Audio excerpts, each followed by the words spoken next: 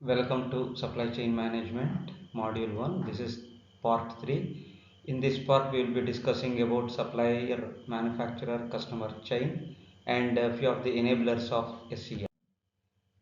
This is the disclaimer. This PPT has been prepared by referring many videos and internet sources, but exclusively used for the purpose of education and not for any financial gains. First, we shall discuss about supplier, manufacturer, customer chain, the entire process, the process views of a supplier chain. How the supplier, manufacturer, and customer, they are interlinked with each other. That is explained in this SMC chain process. A supply chain is a sequence of processes and flows that take place within and between different stages and combine to fill a customer need for a product. Normally what happens, a supply chain has to be thought in a very broad way. It should not be restricted to just logistics, transportation, or warehouse, or data collection or information. It should not be restricted to such minor aspects. It should be thought and studied in a very broad way, like it's a sequence of processes that encompasses almost everything that is required to fulfill the needs of a customer. It can go to any extent. That's what we need to think about when we talk of SCM process. Normally there are two ways to view the processes performed in a supply chain. First one is the cycle view and the second one is the push-pull view. Let us discuss both of these things in detail. First one is the cycle view. The cycle view, the processes in a supply chain are divided into series of cycles, each performed at the interface between two successive stages of a supply chain. What does that mean? See, normally there could be a customer cycle, a manufacturer cycle, a replenishment cycle, a supplier cycle, and between these two cycles, there will be certain activities, certain processes that takes place, and that is discussed in cycle view. But in push-pull view, what happens? The processes in a supply chain are divided into two categories depending whether they are executed based on the expectations or the demands of the customer or anticipation of the order. So for example, let me explain. A product is manufactured and pushed into the market in anticipation of a customer. Let me take a very simple example of vegetable vendors. When a vegetable fair takes place, weekly fair takes place, uh, do you expect whatever the vegetable vendor, whoever may be the vegetable vendor who brings the vegetable over there, he would have stored those vegetables because of customers have ordered him? No, it is anticipation of the customer, right? So whenever we push a product into the market in anticipation of customer orders, it is called as push process.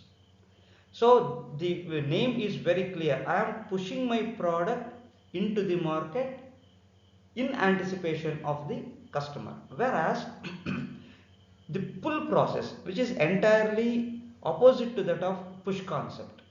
In this pull process, I am making the product as per the requirement of a customer. Customer has ordered me, has given me the order, and I am preparing it. As a result, what will happen? My product is sent to market not in anticipation of a customer, because customer is waiting for his order there. That is the difference between pull view and push view. Let us discuss about cycle views in detail. In the cycle view, I have already told you there are different cycles here. Procurement cycle starts with the procurement cycle, and it is between supplier and manufacturer. When manufacturer orders for raw materials from the supplier, it is called as procurement cycle. Then the manufacturer manufactures the product or the part, then sends it to distributor. That is called as manufacturing cycle. Then the distributor sends the parts or the products to retailer. That is called as replenishment cycle. Replenishment in the sense, retailer will be taking those parts from the distributor. Replenishment, that is called as replenishing a part or replenishing products. Okay, and finally customer will go to the market and purchase that particular product from the retailer, and that is called as customer order cycle. Each cycle occurs at the interface between two successive stages of the supply chain. That's what you saw that here. So procurement cycle occurs between supplier and manufacturer, manufacturing cycle between manufacturer and distributor, replenishment between distributor and retailer, and customer order between retailer and customer. Not every supply chain will have all four cycles clearly separated. That's what we need to understand. See, for example, there are certain products. A tire manufacturer. Tire manufacturer, uh, he manufactures tires, and he may have his own showroom in the city. Say for example, MRF or Dunlop or whoever it is. They may not have this distributor level. They may avoid this distributor level. They may get it from supplier, some of the raw materials from supplier, they may manufacture, and directly they may reach the customer. They may not have this distribution center, right? So that is one example. And another example is that, say, these vegetables and groceries, for example, many a times farmer directly he grows the product. There is no manufacturing cycle, there is no distribution cycle, there is no retailer. It directly sends it to customer. Then there is no there is no need of these three people. Manufacturer, supplier himself is the manufacturer there. There is no need for the distributor because he himself will be distributing. There is no need for retailer because he is reaching the customer directly. Like that, based depending on the type of the product what I am selling, this cycle view may change. Each cycle consists of 6 sub-processes as below. Let us discuss one by one. Supplier stage markets product. See, normally what will happen, I am a supplier. I want to sell my product in the market. So what do? I market my product. This is the product I have. Is anybody interested? So I will start marketing my product. Then what happens? Buyer will come to me and place the order. He will purchase the product from me. So that is called as the buyer stage. Next, again it comes back to supplier stage. When I say I have a car to sell, buyer will say I want a car. Then immediately supplier, what will he do? He will receive the order. This is the third process. He will receive the order. Once he receives the order, what will happen? He will order for the suppliers to supply the raw material. Then he manufactures and then sells it to buyer, and the buyer will receive the supply. Once the buyer receives the supply, will the cycle end there? No, cycle will not end there. immediately what will happen? Buyer returns the reverse flows to supplier or the third party. What is this termed as? Many a times what we do, there are exchange melas. It's a very common thing nowadays, whether it's electronics industries or automobile industry. It's a very common thing. Even laptops you might have seen with the exchange, whether it is i3 processor or i5 processor or Pentium processor, depending on the configuration, we will have a better price, and many of us would like to sell off our older gadgets and go with a new gadget with the higher configuration. In that way, buyer returns whatever the product he has to supplier or the third party. If he scraps that, it goes to third party. In that way, the chain continues, and again supplier will stage a market. It comes back to this first level. He will showcase his products. Buyer will place the order. He receives, supplier receives the order, and he supplies the order. Buyer will receive the supply, and again the cycle continues. These are the 6 sub processes that each cycle will have, starting from supplier to customer. To continue, the cycle of activities then begins again. Depending on the transaction, the sub-process can be applied to appropriate cycle. Within each cycle, the goal of the buyer is to ensure product availability and to achieve economies of scale in ordering. What is important here from the SCM point of view is that I have to achieve the economies of scale. What do you mean by economies of scale? Wherever I am selling, wherever I am ordering, I have to see that they are all cost effective. I am achieving the economies of scale. I am not getting anything in advance so that it ends up as a dead waste, or I am not ordering in very much shortage that the customer will be kept waiting, so that he may change the order and go to some other supplier. I have to take care of these two things. I should not order too much, or I should not order too less. That is what is termed as economies of scale. The supplier attempts to forecast customer orders and reduce the cost of receiving the order. Forecasting is very much necessary, and it's a very scientific technique. Even though it is prediction, it is a very scientifically done prediction. Forecasting techniques have helped the suppliers to anticipate the order, and even though it resembles push type of system, it has been acclaimed and accepted worldwide. The supplier then works to fill the order on time and improve efficiency and accuracy of the order fulfillment process. Let me take a simple example of, again, vegetable vendor.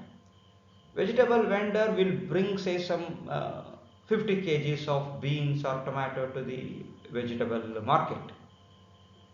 On what basis? On his previous week's experience or previous day's experience.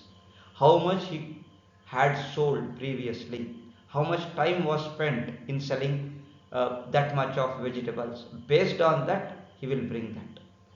Do you call it as pull system or push system? That's why it is very difficult. Even though you are anticipating order there, it is not just anticipation, it is forecasting. In that way, I can call it as a modified form of pull system, because the vendor is 100% sure that that many vegetables will be sold. When will he face the problem? If something goes wrong, say for example, by evening, say when the maximum sales will normally takes place, it rains heavily. 50% of the customers normally turn up after 5 o'clock, and by 4:30 it rained heavily, and very few takers were there. Then there is a fault in the forecasting. He forecasted the sales, but he did not forecast the climate. That is the advantage of pull system. In pull system, there is no chance of such uncertainty, whereas in push system, there are chances of uncertainty. So here in this forecasting, even though it helps us in push system, we cannot call it as an 100% pull system. Forecasting makes pull system, push system better. The buyer then works to reduce the cost of the receiving process.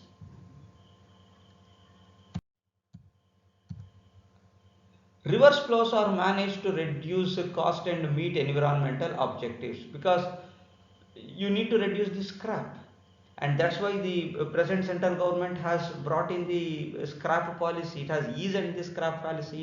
In fact, after 15 years of service, you need not have to take the fitness certificate. You can scrap it, and scrapping has become very easy. In US and European countries, there is this scrap yard itself. After 15 years of service, you need not have to take anybody's permission. You just dump your vehicle in the scrap yard. There will be a person, an authorized person, who will be receiving your vehicle, ensuring that it is 15 years old. Once he ensures that it is 15 years old, it becomes scrap. And any manufacturer, if they want to purchase anything from scrap, they will go to that scrap, purchase the spare parts. They will check whether it is good or not good, whether it will satisfy their requirement or not. They will purchase, and thereby it saves nearly 30% of the cost to the manufacturer. And that's why even in India also, the present government has introduced this scrap policy, and that is one of the environmental objectives which is met via reverse flows. Even though each cycle has some basics of processes, there are a few important differences among the cycles. What are they? In the customer order cycle, demand is external to the supply chain and thus is uncertain. In customer order cycle, when customer purchases it from the retailer, the demand is external to the supply chain. Say for example, customer order cycle is here, and it is between customer and retailer. Customer today, he purchased 5 kgs of tomato. What is the guarantee that tomorrow also he will purchase 5 kgs, next week also he will purchase for 5 kgs? There is no rule. That's why demand is external to this supply chain. It is out of this chain, and hence it is totally uncertain. You cannot be sure that demand is going to be constant. Demand may be dwindling, it may be changing. In other cycles, order placement is uncertain but can be forecasted. See, for example, if customers keep on changing their requirements, retailer will be affected, of course. It is totally uncertain. If retailer is uncertain, obviously distributor is uncertain, and manufacturer is uncertain, and finally supplier is uncertain. But what happens here is, these demands can be forecasted, whereas this demand cannot be forecasted. Very difficult to forecast. Instead of telling cannot be forecasted, I would like to use the word very difficult to forecast. Normally what happens,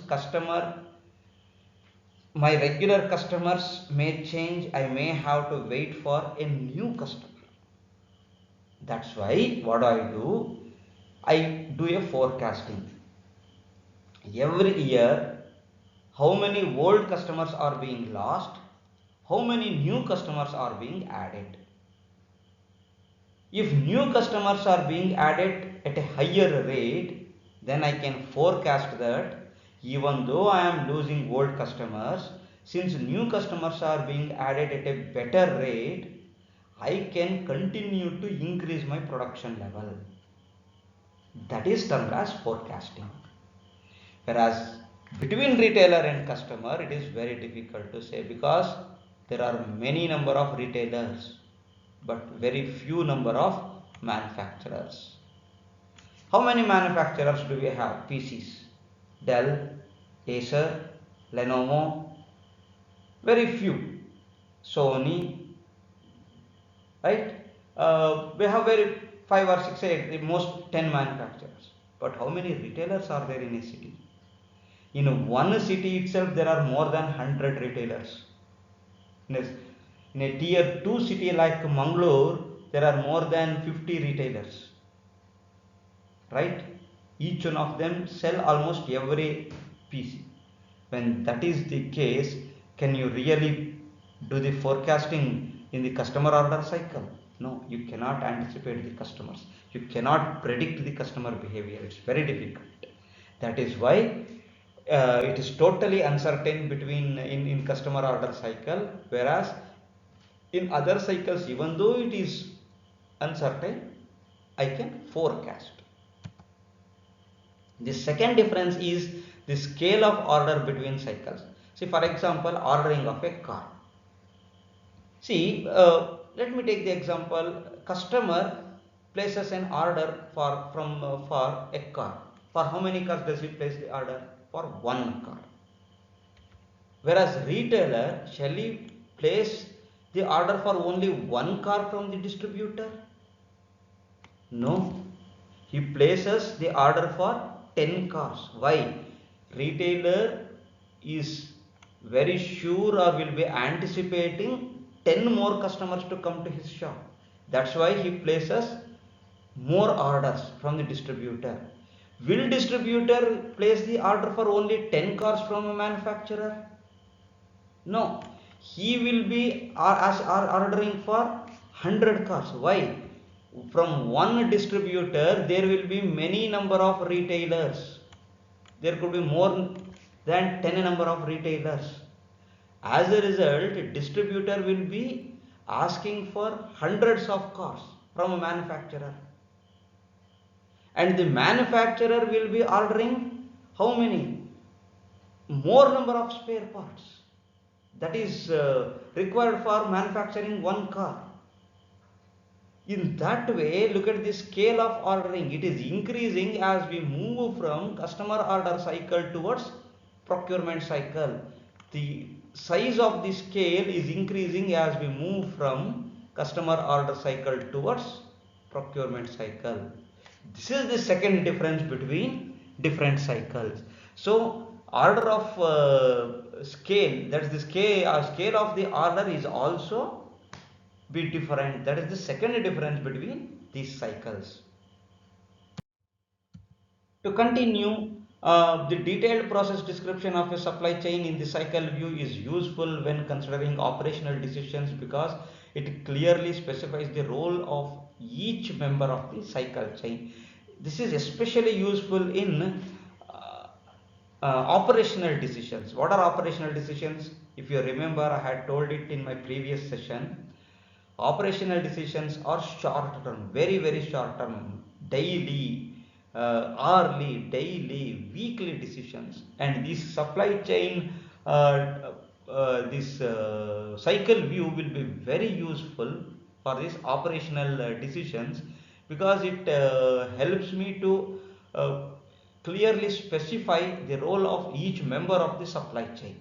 I can very clearly mention what a manufacturer does, what a retailer does, what a distributor does, what a customer does. That's why this is more useful in operational decision.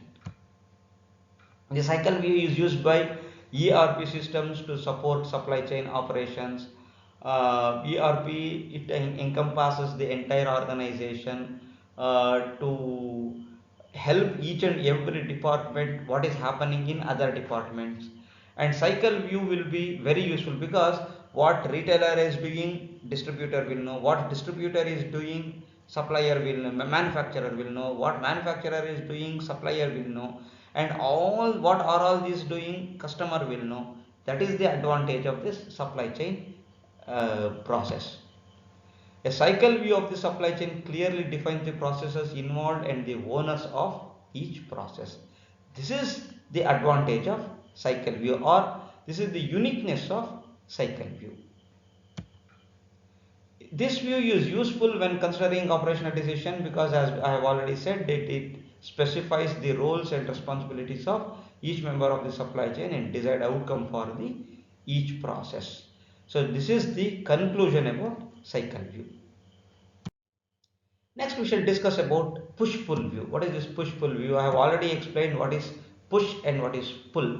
This depends on whether I am anticipating the customer or I am producing as per the demand of the customer.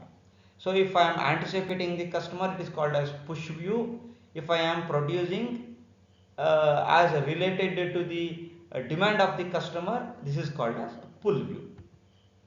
With pull process, execution is initiated in response to customer order.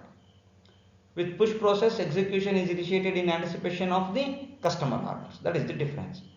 Pull process may also be referred to as a reactive process because they react to customer demand. I am reacting to customer demand.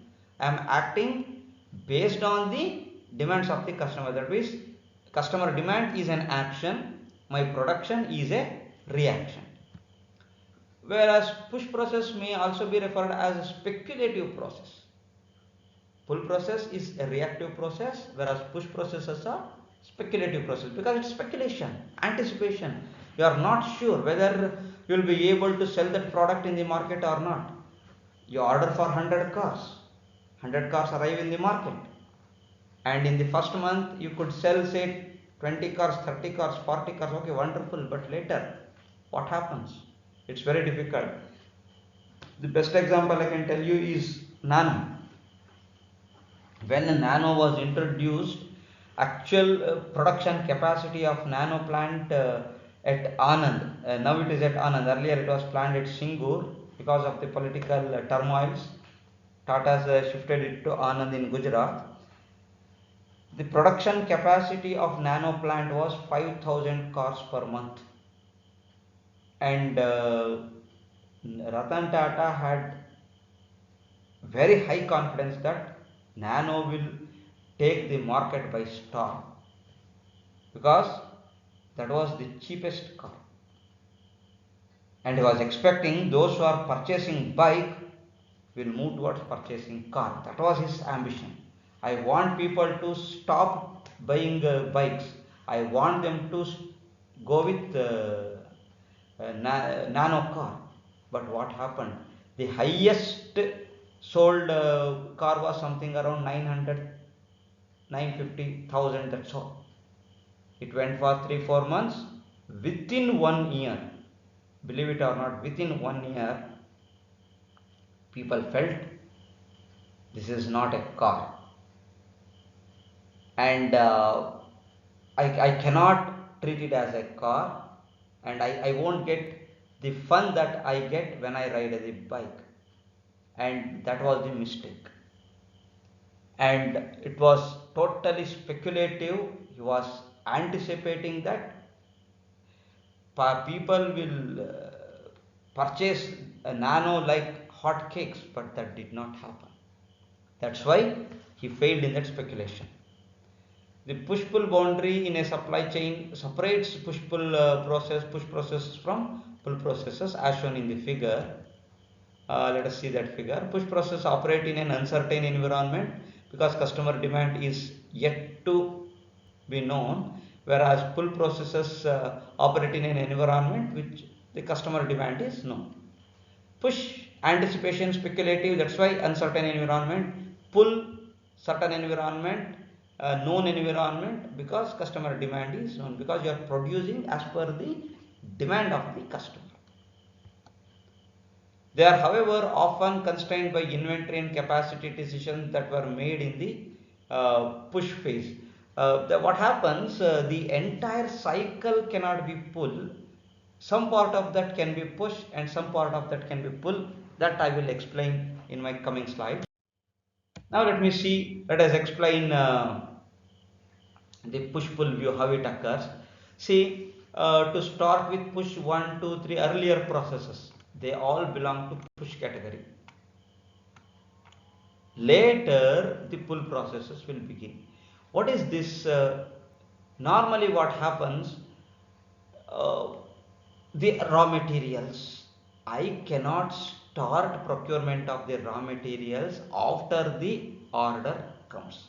That's very difficult. That's very difficult. That is where Japanese have excelled. They have started zero inventory system called as just-in-time system, just-in-time manufacturing system, which is also known as zero inventory system. That means at no point of time inventory should pile up.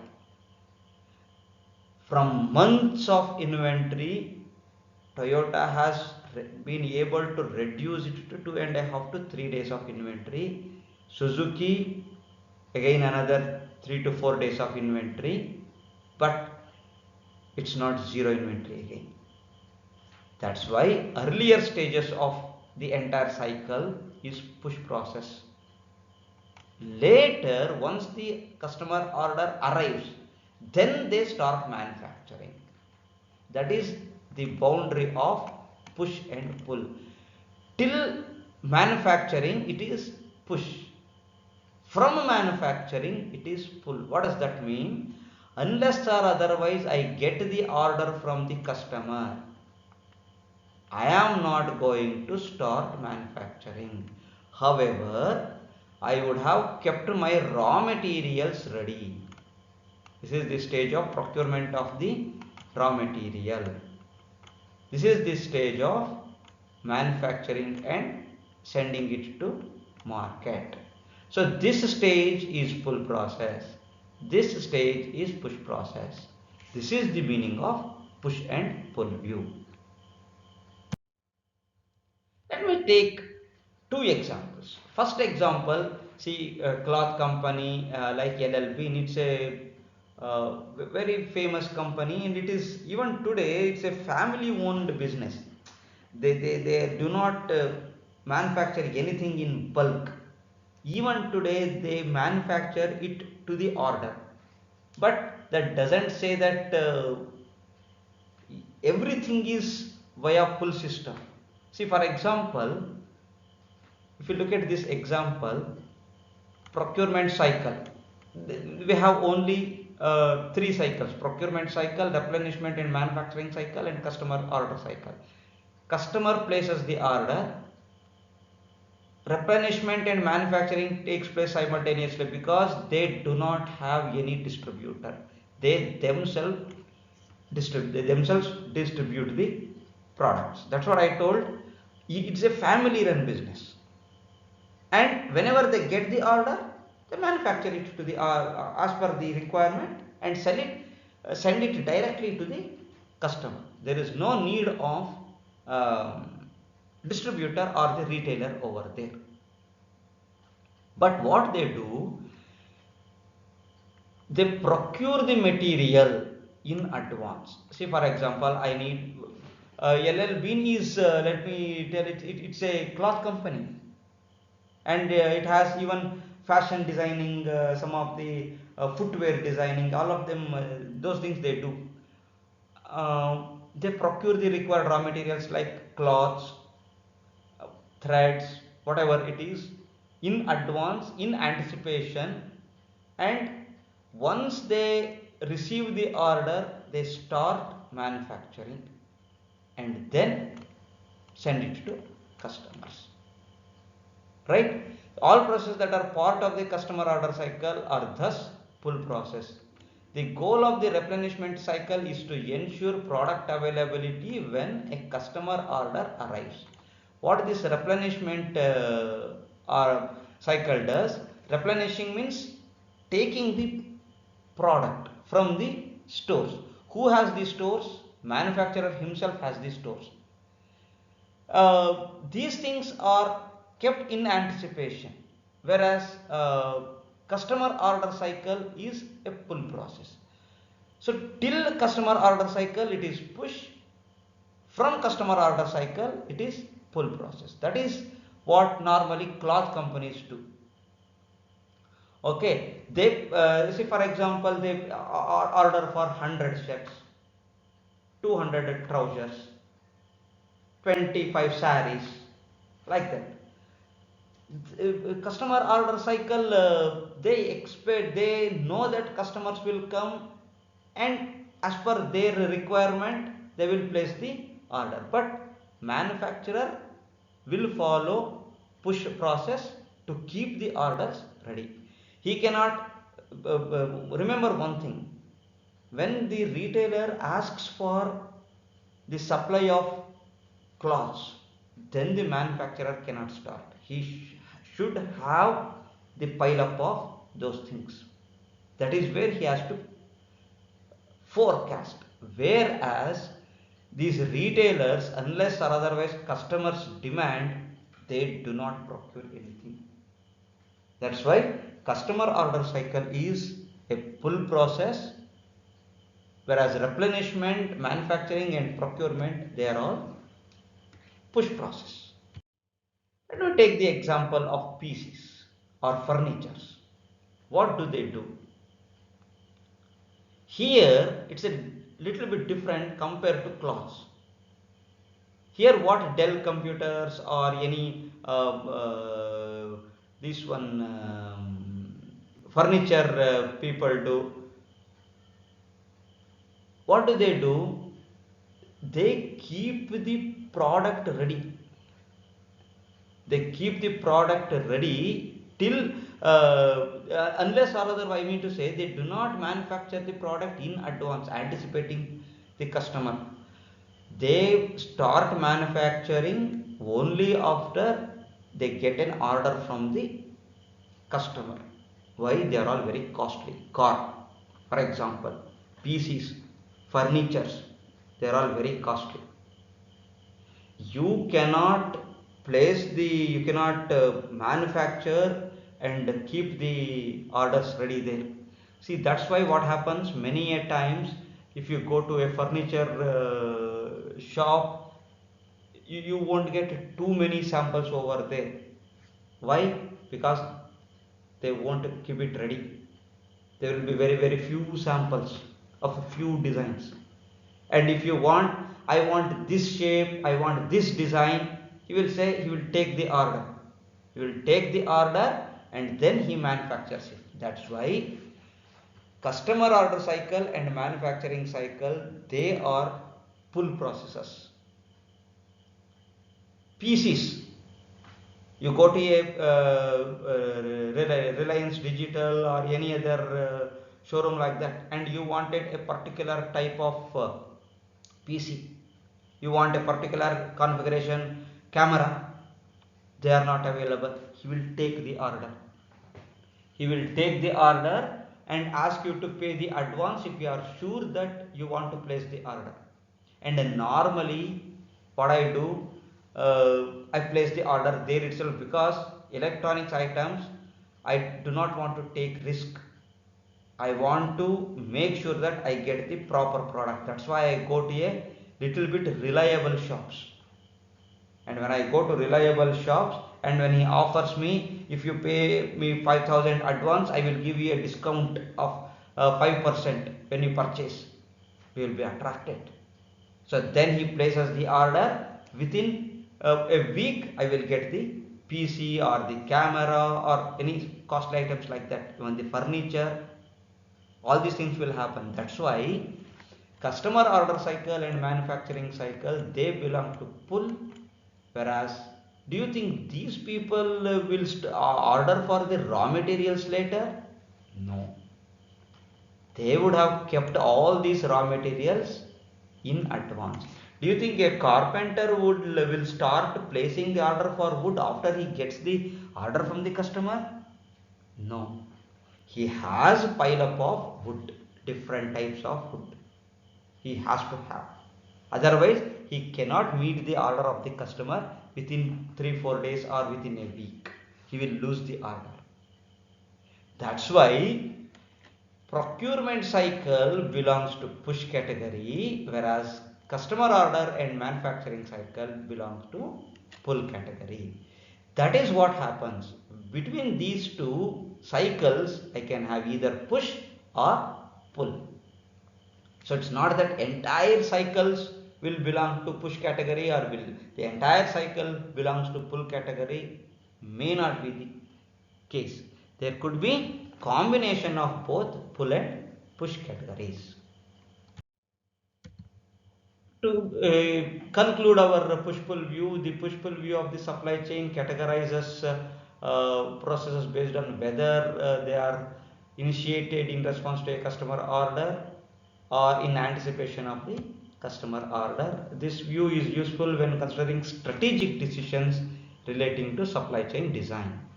So, when I am ordering for operational decisions, cycle view is better for me because each stage I can very clearly define. Whereas in this push pull stage, it's very difficult for me to design from where this pull cycle will start, from where this push cycle will start. It's very difficult to predict. That's why strategic decisions are use this push pull view, or push pull view is is very useful for strategic decisions. Cycle view is more useful for operational decisions. So supply chain macro processes in a firm, I may have to use CRM, SRM, that is customer relationship management, all processes at the interface between the firm and its customer, that's called as CRM. I may have to use internal supply chain management, ISCM, that is the all processes that are internal to the firm, and supplier relationship management, SRM, that is the processes at the interface between firm and its suppliers. So it could be between firm and this supplier, SRM, firm and the internal people, ISCM, or it could be between firm and the customer, CRM. Next topic is enablers of supply chain performance. What do you mean by this enablers? How supply chain performance is enabled? How is it enhanced? How we see that supply chain is performing? That is termed as enablers. Which are those enablers? There are three major enablers. First one is the improvement in the communication and the information technology, emergence of the third party logistics providers, and the third one is the enhanced inter-firm coordination capabilities. These are the three enablers. Let us discuss each one of them in detail. First one is improvement in communication and IT. Early, the advances in the ERP system that encompasses the entire organization, that has helped the each and every departments of the organization to understand each other. That is the major advantage or the intention of an ERP. A SAP system, for example, it is applicable to each and every department, and when SAP is implemented or ERP is implemented to the entire enterprise or the entire organization, each department will come to know what other department is doing. That is the major advantage. Companies are realizing that they can replace physical inventory by information. Information is the major inventory now, which is a digital inventory. So there is no need for physical inventory, because earlier the information conveyance was very difficult, but nowadays within nanoseconds I can convey my information, and that's why information has taken place the place of physical inventory. Internet technology is likely to change the nature of the information flow in inter-firm transaction. We cannot imagine the world without internet technology. Is it really possible? Can we really survive in this world without internet technology? People will laugh at me. In the past, only large companies were following this EDI, electronic distribution interfacing technologies. They were very costly, very expensive, and it was restricted to only large companies. But what is happening now? This internet technology has made even the small companies, they can communicate with their chain partners using world wide web. And what is the cost? Very low cost. At one point of time, just about 5 years ago, what was the cost of 1 MB data? It was around 500 rupees, 600 rupees. What is the cost of 1 MB data now? Similarly, what was the call rate when let me share my own example. I was working at one of the industries at Bangalore during 97-98. The call rate was incoming call 8 rupees per minute, outgoing call 16 rupees per minute. When?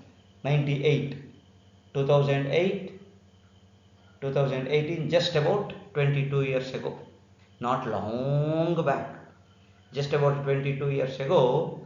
That was the call rate. For incoming calls, I had to pay 8 rupees per minute. But nowadays, even outgoing calls, everything is up to 100 minutes it is free, up to 200 minutes it is free. Later we will charge and use the internet data. You pay 200 rupees, you will get 2 MB per day. Earlier it was 2 MB per month. For that I had to pay 500 rupees. Now at 200 rupees I will get 2 MB per day. All calls free. Forget about incoming calls. All outgoing calls are free.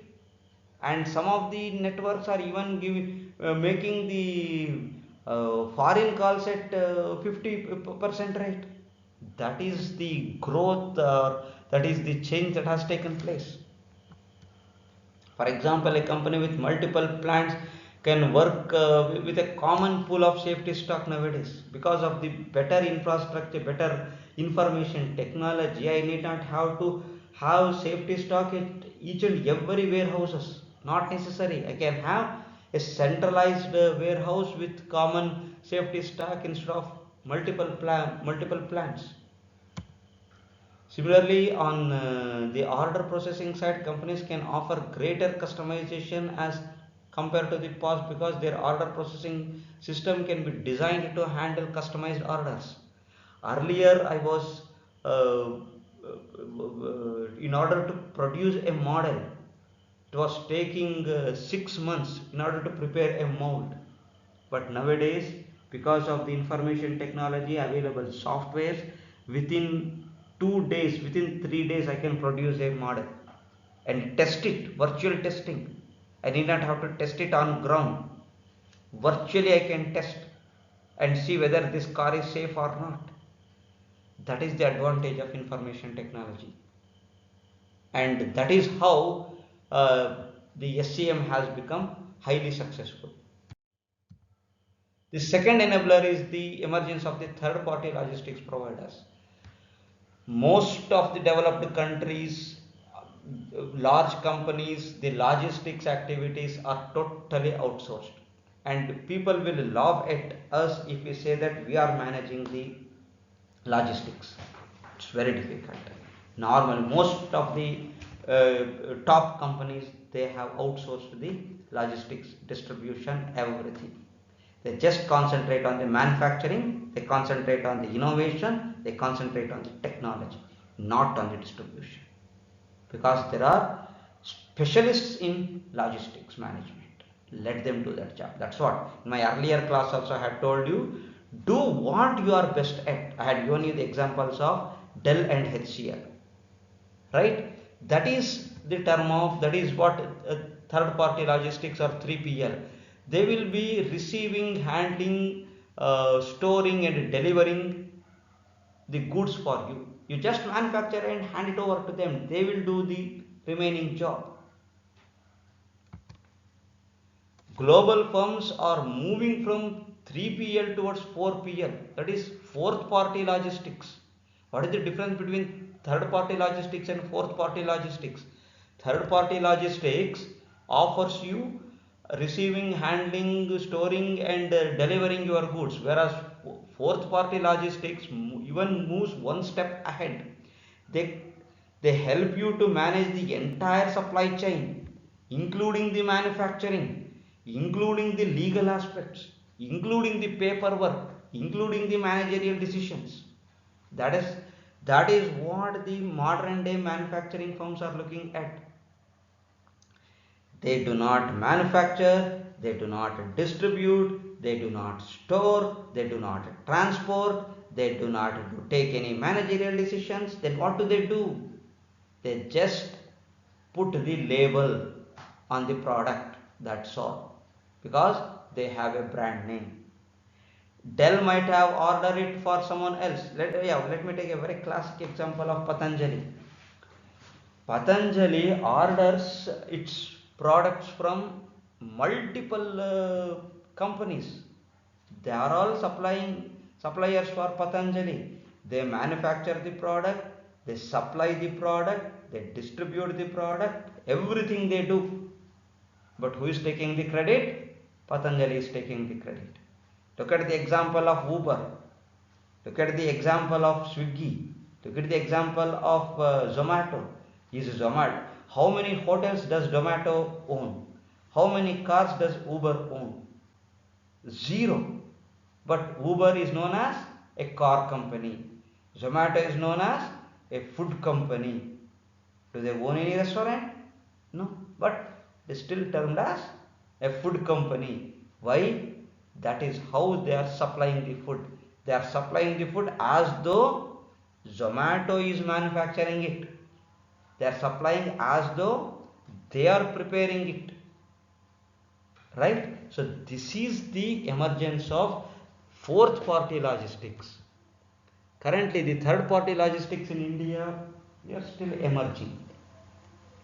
Fourth party logistics is still very far away, but it is picking up. One set of companies involves traditional transporters, shippers, warehouse service providers and freight forwarders. The second set of service providers comprises international third-party logistics companies that have come to India along with their global MNC customer.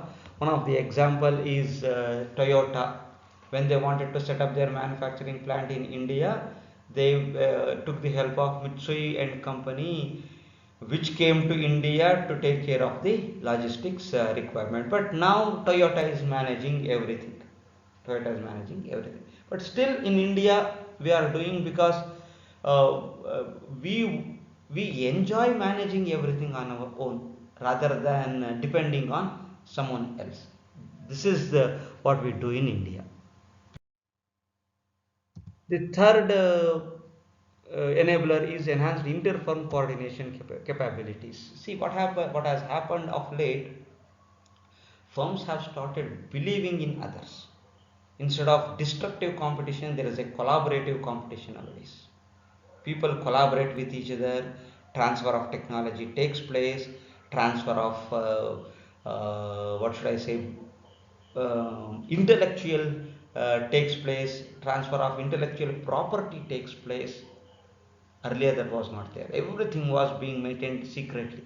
But nowadays that's not the thing. That is one of the phenomenal development that has taken place in the corporate world. Many companies, Apple, Nike, Benetton, Sun Pharma, Toyota, Sun Microsystems, they're all doing this. There is a much better inter-firm transfers, inter-firm collaborations they are happening, and that is the major, one of the major enablers of taking SCM to a next level. Companies have realized that they have to live in a win-win situation. It is not that I win, you lose, or even if I lose, doesn't matter, but you should not win. Such kind of mentality is fading. People are believing that let me also stay in the market, you also stay in the market, both of us will grow together. Geo or Gene, live, let live. This is the situation nowadays. These are the three enablers that have helped SCM to uh, improve and or prove its worth as successful proposition. Thank you.